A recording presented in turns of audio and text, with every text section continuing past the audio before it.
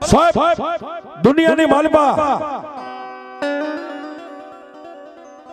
જેને રાજા માને, પ્રજા માને, હિન્દુ માને, મુસલમાન માને,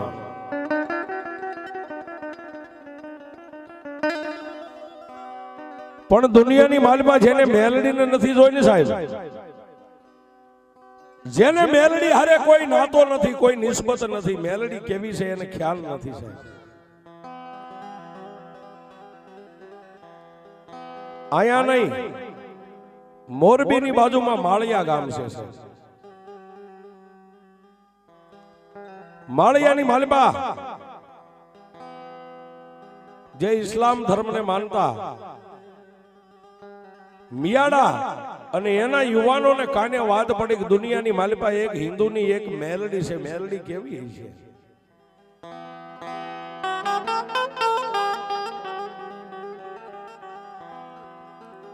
અને એક દી માળિયા ગામની માલિકા 15 મિયાડાના યુવાનો ભેગા થઈ અને વિચાર કર્યો કે મેલડીને જોવી છે તો મેલડી ક્યાં છે અને કઈ જગ્યાએ મેલડી મળે.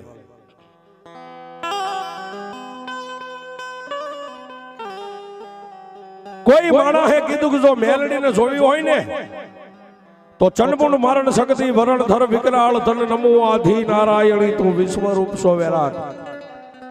એવી ચોટીલાના ડુંગરાની માથે બે મુખ વાળી મારી ભગવતી ચામુંડા બેઠી છે ને એનાથી થોડાક આગળ જાવ ને એટલે રેહમિયા ગામના ટીંબાની માથે મેલડી બેઠી છે.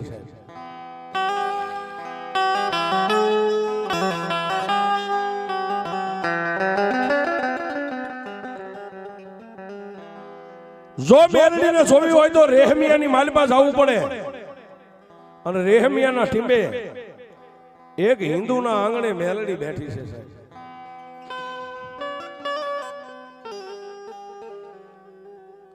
અને તેથી માળિયાની માલિકાથી 15 મિયાડાના યુવાનો તૈયાર થયા, કોઈ હાંડિયા ને કોઈ ઘોડાને લઈને. મેઘની રાતનો મારી મેલડી ગજરો મને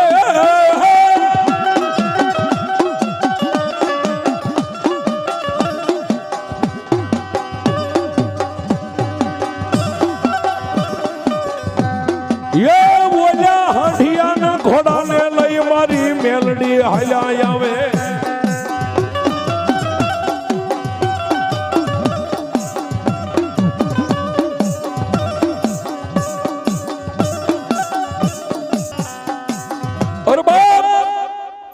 પણ ભીમડાદના ટીંબાની માથે